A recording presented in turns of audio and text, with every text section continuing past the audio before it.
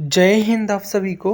तो आज SSC GD का फर्स्ट शिफ्ट का एग्ज़ाम जो है 10 जनवरी 2022 का 10/1/2022 का ख़त्म हो चुका है। और इस फर्स्ट शिफ्ट में जो भी क्वेश्चन पूछे गए हैं आज की शिफ्ट में उनका 100% एक्यूरेट एनालिसिस इस वीडियो में करेंगे। जो क्वेश्चन आपके आए हैं हूबहू वही क्वेश्चन बताऊंगा। तो वीडियो में शुरू से लेकर लास्ट तक आपको बने रहना है, क्योंकि जिनका भी एग्ज़ाम है उनके लिए ये क्वेश्चन बहुत इंपॉर्टेंट होने वाले हैं, क्योंकि आज की फर्स्ट शिफ्ट के यही क्वेश्चन आपके आए हुए हैं। तो पहले क्वेश्चन से देखेंगे, एक सेकंड। पहला क्वेश्चन जो आया था ये था कि अगस्त 2022 में उत्तराखंड के ब्रांड एम्बेसडर के रूप में किसे नियुक्त किया गया है। तो अगस्त 2022 में जो उत्तराखंड का ब्रांड एम्बेसडर बनाया गया है, ये बनाया गया है भारत के स्टार क्रिकेटर ऋषभ पंत को। तो ऋषभ पंत इसका राइट आंसर हो जाएगा। अगला क्वेश्चन जो आपका आया था कि 2017-18 में विजय हजारे ट्रॉफी जो क्रिकेट से संबंधित है, इसका खिताब किस टीम ने जीता है। तो 2017-18 की जो विजय हजारे ट्रॉफी है, इसका खिताब फाइनल में कर्नाटक ने सौराष्ट्र को 41 रन से हराकर टूर्नामेंट जीत लिया। यानी सौराष्ट्र को हराया है कर्नाटक। यानी विजय हजारे ट्रॉफी किसने जीता है, ये जीत लिया है आपका कर्नाटक ने। ठीक है। और 2022-23 की फाइनल की बात करूं तो इसमें सौराष्ट्र ने महाराष्ट्र को हराया और 5 विकेट से जीत लिया। यानी पुराने क्वेश्चन आपके पूछे जा रहे हैं कि 17-18 में किसने जीता था, कर्नाटक ने जीता था सौराष्ट्र को हराकर, लेकिन इस साल में सौराष्ट्र जीता है महाराष्ट्र को हराकर। ठीक है, तो दोनों में कन्फ्यूज मत होना। अगला क्वेश्चन आपका आया था कि 2000 के नोट के पीछे किसका चित्र अंकित है। तो 2000 के नोट में है ना, आपको पता होना चाहिए कि मंगलयान बना है। कौन सा यान बना है, मंगलयान 2000 के नोट में। कुछ अन्य नोटों की मैं बात करूं तो 10 के नोट के पीछे कोणार्क का सूर्य मंदिर बना है। 20 की नोट के पीछे एलोरा गुफाओं का चित्र बना हुआ है। 50 की नई वाली नोट है, इसमें आपका हम्पी बनी हुई है, हम्पी मंदिर। 100 की नोट में रानी की बाव बनी है 100 की नोट में। और 200 की नोट में सांची का स्तूप बना है। तो ये सब चीज़ें आपको पढ़ के जाना है, क्योंकि बहुत पूछा जा रहा है इस बार। अगला क्वेश्चन जो आया था कि राष्ट्रीय आपातकाल के दौरान निम्नलिखित में से कौन से अनुच्छेद निलंबित नहीं किया जा सकता। तो जब राष्ट्रीय आपातकाल राष्ट्रपति के द्वारा लगाया जाता है, पता होना चाहिए आपको। और इस राष्ट्रीय आपातकाल के दौरान आर्टिकल 20 और 21 दोनों को निलंबित आप नहीं कर सकते हैं। आर्टिकल 20 क्या कहता है कि अपराधियों के लिए सजा के संबंध में संरक्षण, और 21 कहता है प्राण एवं दैहिक स्वतंत्रता।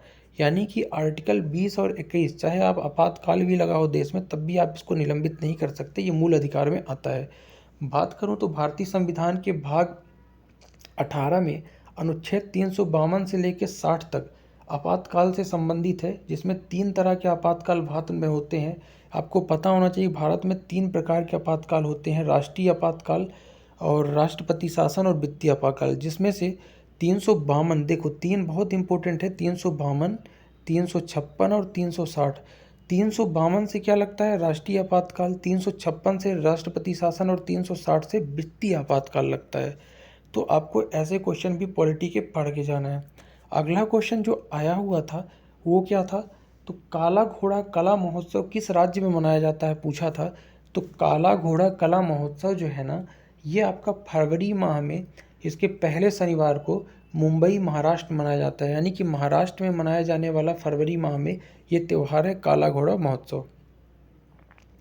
अगला क्वेश्चन जो आया था कि सितंबर 2022 में कोच्चि में भारत के पहले स्वदेशी विमान वाहक पोत आईएनएस विक्रांत का जलावतरण किसने किया है। तो भारत का लगभग 10 साल की मेहनत से बन के तैयार हुआ आईएनएस विक्रांत जो है ना, भारत का पहला स्वदेशी विमान वाहक पोत है, जिसकी उद्घाटन प्रधानमंत्री नरेंद्र मोदी जी ने किया था। तो राइट आंसर प्रधानमंत्री नरेंद्र मोदी हो जाएगा। अगला क्वेश्चन था, इतिहास से था कि कलिंग युद्ध के समय मौर्य साम्राज्य का शासक कौन था। तो सभी को पता होगा कि कलिंग का जब युद्ध हुआ था उस समय मौर्य साम्राज्य का सम्राट अशोक था, जिसने कलिंग युद्ध जीता था। और उसके बाद बौद्ध धर्म अपनाया गया था। इसका राइट आंसर अशोक हो जाएगा। और अशोक जो है ना, कलिंग के राजा अनंतनाथम के बीच युद्ध हुआ था 261-62 ईसा पूर्व में। तो कलिंग का युद्ध कब हुआ था ये भी आपको याद रखना है, 261-262 के बाद। और उस समय मौर्य का साम्राज्य जो अशोक था, इसने कलिंग को जीत लिया था। भीषण रक्तपात से इसने बौद्ध धर्म अपना लिया था। अगला क्वेश्चन जो आया था क्या था कि भारत में भारतीय संविधान के कितने अनुच्छेद थे। बहुत ही सिंपल क्वेश्चन आया था। तो भारत के संविधान में वर्तमान में 395 आर्टिकल यानी अनुच्छेद हैं, 12 अनुसूचियां हैं और 25 भागों में इसको विभाजित किया गया है। मूल संविधान की बात करूं तो शुरुआत में 22 भाग 395 अनुच्छेद और 8 अनुसूचियाँ थी, बट अब 12 अनुसूचियाँ 395 अनुच्छेद और 25 भाग हो गए हैं। ठीक है, तो आपको ये क्वेश्चन भी याद रखना है। अगला क्वेश्चन जो आया हुआ था कि भारत में पहली जनगणना कब हुई है, तो भारत में जो पहली जनगणना हुई है ना, ये 1872 में लॉर्ड मेयो के शासनकाल में हुई है, जबकि नियमित जनगणना जो 10 साल में होने की शुरुआत हुई 1881 में लॉर्ड रिपन के शासनकाल में। दोनों चीज़ें याद रखना है। तो 2011 की जनगणना जो है आज़ादी के बाद 15वीं और 7वीं जनगणना है। ठीक है, वैसे तो 15वीं है, लेकिन आज़ादी के बाद 7वीं जनगणना 2011 में थी, तो आपको ये भी याद रखना है। और 2011 की हमारी अंतिम जनगणना थी, जिसका नारा था कि हमारी जनगणना हमारा भविष्य। तो आपको एडिशनल फैक्ट भी याद रखना है।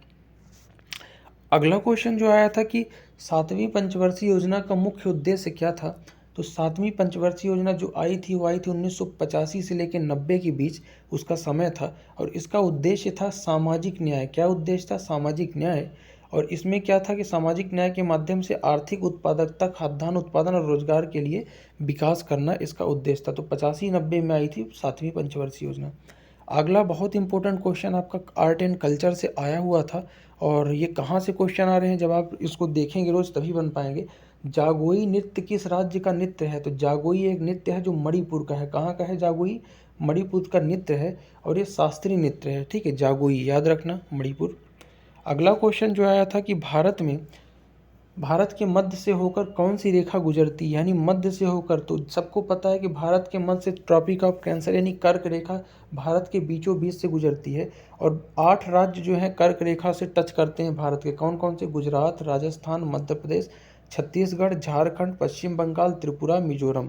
तो 8 राज्य जो है कर्क रेखा से टच करते हैं, और भारत के बीचों बीच यही रेखा गई है, मध्य रेखा, कर्क रेखा। ठीक है, अगला क्वेश्चन आपका आया था हिंदी से, कुछ क्वेश्चन आपके जो यहाँ पे मिले हैं आए थे। सरस्वती का पर्यायवाची क्या होगा, तो सरस्वती के सभी पर्यायवाची आप देख लो, भारती, बागेश्वरी, शारदा, बागदेवी, महाश्वेता, ज्ञानदा, हंसवाहिनी, बागेश्वरी और वीणापाणी, ये सब सरस्वती के पर्यायवाची हैं। आपको याद रखना है सभी पर्यायवाची। अगला क्वेश्चन जो आपका आया हुआ था ये क्या था कि अतिवृष्ट शब्द जो है यानी का विलोम क्या होगा, तो अतिवृष्ट मतलब होता है अधिक वर्षा यानी बहुत अधिक वर्षा। तो अतिवृष्ट का विलोम होगा अनावृष्ट यानी एक भी वर्षा न होना। अतिवृष्ट मतलब बहुत वर्षा, भारी वर्षा, और सूखा पड़ना अनावृष्ट। तो आपको हिंदी के कुछ विलोम और पर्यायवाची भी इस तरह याद रखना है। अगला हिंदी का एक क्वेश्चन जो आया था कि जंगम का विलोम शब्द क्या है, तो जंगम का विलोम शब्द आपको बताना था।